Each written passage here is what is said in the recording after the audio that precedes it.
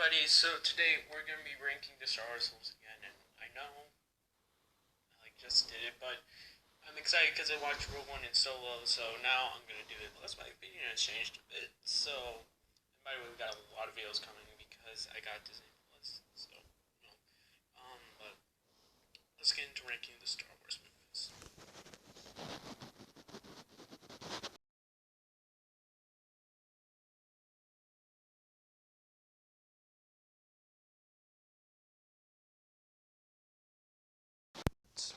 And that's the fact that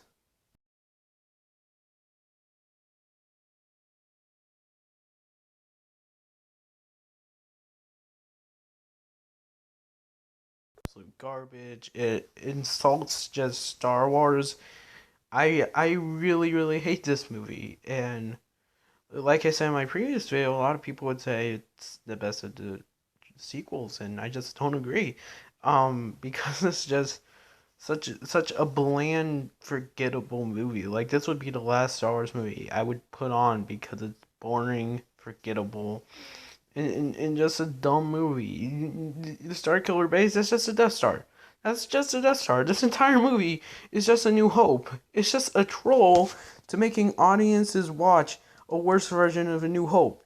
Man, bro, why would you do that? Just why would you ever do that? Why would you troll your own fans into watching a bad remake of a terrific movie? Why? Why would you do that? You know what's also not a great movie? Number 10. Which, for me, well, it's a Phantom Menace. What can I say? I just don't like it. It's a really dumb movie. Seriously, this is probably the dumbest Star Wars movie.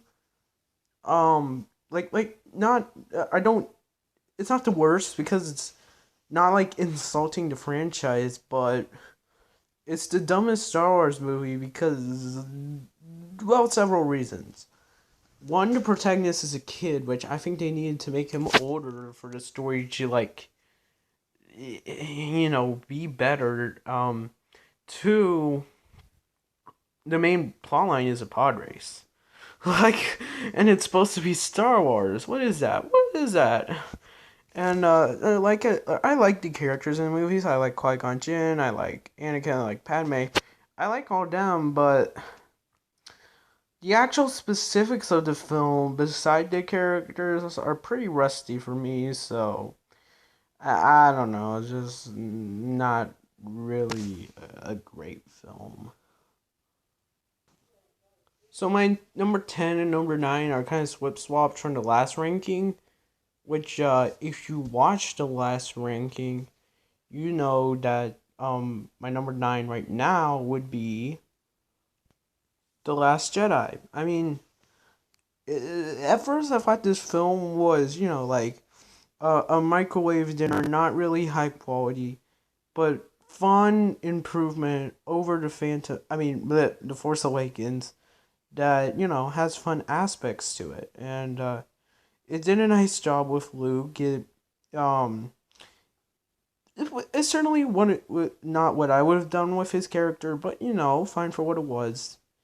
Looking on it now, my main perspective is this movie would have been better if you chose any other character from the original trilogy to be like banned on an island except Luke, Han, Leia, literally anyone else. But so but the way it does it still I thought was pretty fun. Luke had a nice finish off. He returned to being a Jedi. Like the title of the last movie, the original trilogy, and maybe that should have been the title for this movie because he he went back to his roots. He came back to the Force, and it's sweet to see him do that. It's nice. It's comforting. Um, at the same time, not a totally great movie. A pretty good one, and I guess I sit around the same place that I do on this one that I did on when I first watched it. So number 8 for me at the end of the day, I think it's going to be Attack of the Clones. And this was honestly a really good movie. I think it's the most underrated Star Wars movie in my opinion because I feel like everyone's complaints always come back to Anakin being whiny, but think about where Anakin is. He just lost his mother. He just got reunited with the love of his life. Pressure from Obi-Wan and Palpatine. And he's supposed to balance it all.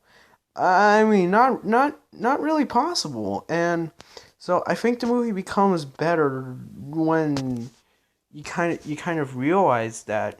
And Hayden Christensen, I like his acting.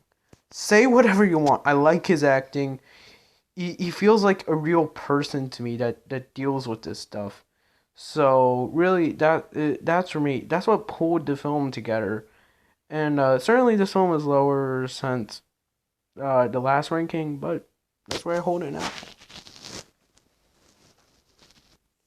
Shiny number 7 for me. At the end of the day, I think it will be Solo, a Star Wars story. I really did like Solo. I thought it was a fun backstory for the character of Han Solo. And I'll start this one out by actually giving an unpopular opinion. I like the Han Solo in this film more than Harrison Ford's performance. Alden Ehrenreich did a very good performance for Han Solo. Just the way he met Chewie, how everyone betrays him. I thought all that stuff was super neat and interesting. And while this isn't as good as the other non-episode Star Wars film, I still feel like this one was just a really fun adventure in the world of Star Wars with Han Solo, who's a little bit more likable. He's a little more innocent because he's younger, and it's nice getting to see a Han Solo before he was all cynical, before he only thought of himself. And I'm having to say all these words at once, so I'm going a bit too fast, but that was something really nice to see. And I think it's what Solo did best. Aside from fun characters and exciting journey, I love just seeing a younger Han Solo that's more likable and, not really as cynical. Okay, we're moving on to number 6. Which for me, I think I'm gonna go with Rogue One. Hey, speaking of non-episode Star Wars films, Rogue One is the other non-episode Star Wars film. Okay, I'll start with the best thing about this movie. We are on the greatness, we are this close. I love it when he says that. Aside from that, this film just is really ultimately a great movie because we just see these characters, we see their interactions with one another, and then they just get to be this team, try to take out the bad guys, and they fail. They all die, and that's really the meat to this story. And I hate to be cliche, everyone always talks about, oh, the movie's great because everyone dies. I mean, yeah, that's true. That's very true. That's a big part of the stuff here. But I also think it's great because the acting is great, the character drama is very great, and just that Vader hallway sequence, bro. I mean, that sequence is amazing. Really, there's a number of sequences inside this movie that I just loved. I mean, I love this movie from beginning to end, and I'm so glad I watched it because it is a fantastic Star Wars movie. Maybe I should have it a bit higher. I don't know. And then we have number 5 entering the top 5. And my first entry for the top 5 is going to be A New Hope. The very first Star Wars film. The OG, the classic. You know it, you love it. And, I mean, come on. This is just a very classic film. It's very timeless. Sure, the effects look awful. I saw a frame around one chip when I rewatched it, but it's really the story, the characters, just the creativity and the love that was put into this film that it started what we now know as Star Wars. And again, one of the most important films of all time. It's just really just is important to the genre. I mean, I love the characters. I love the music scores. I just love everything in this film. It's classic. It's just a good versus evil story that looks terrible, but everything else is great. So yeah. All right, now it's time for number 4, and in my opinion, number 4 for me is going to be The Rise of Skywalker. I mean, this is such a slam bang. I think that's a term I invented. Yeah, I invented a word.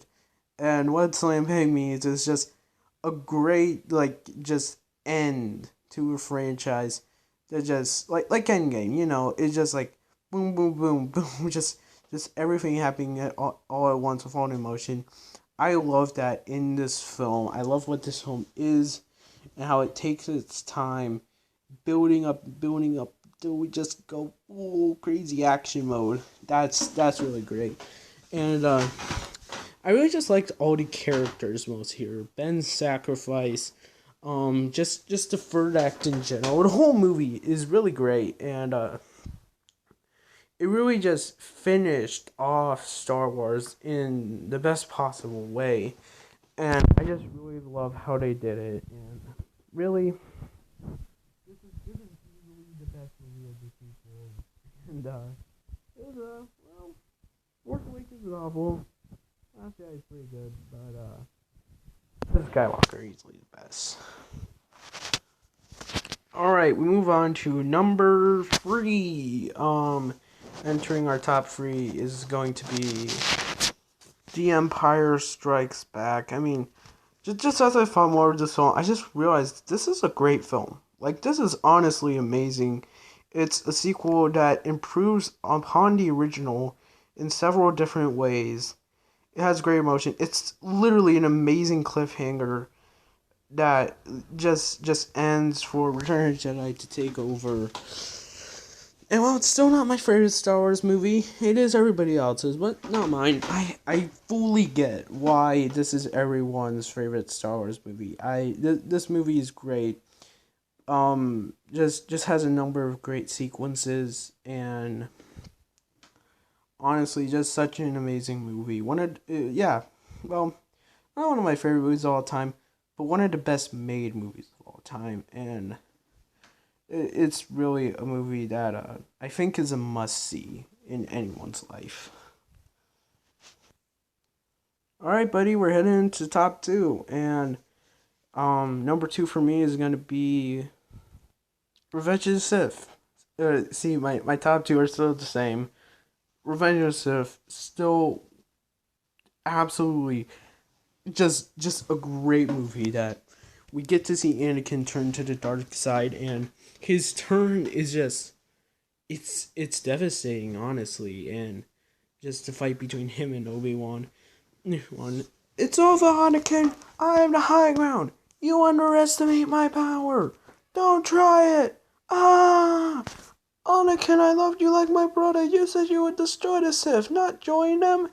I quote that all the time, and I just love this movie for just the emotion it brings out, how we get to see Anakin turn to the dark side, how it makes me love the character of Anakin, and that's really what this movie does best. And maybe they should stop that Revenge of the Sith. I don't know, but really, just really great movie. But still, number 1 is still number 1. Return of the Jedi.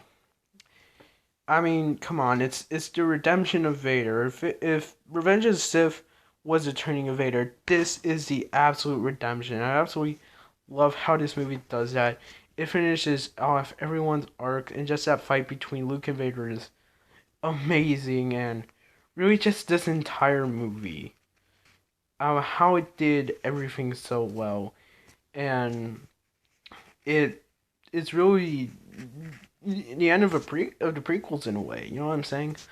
Maybe the prequels should have come first, so all this would have made a little more sense. But again, might have come off a little too cheesy seeing 1970s Jar Jar, but really just overall, Return of the Jedi is such an amazing movie that really just shows how redemption is possible for anyone, even for a guy like Vader. And that's really just the meat of this film, and that's why I love it.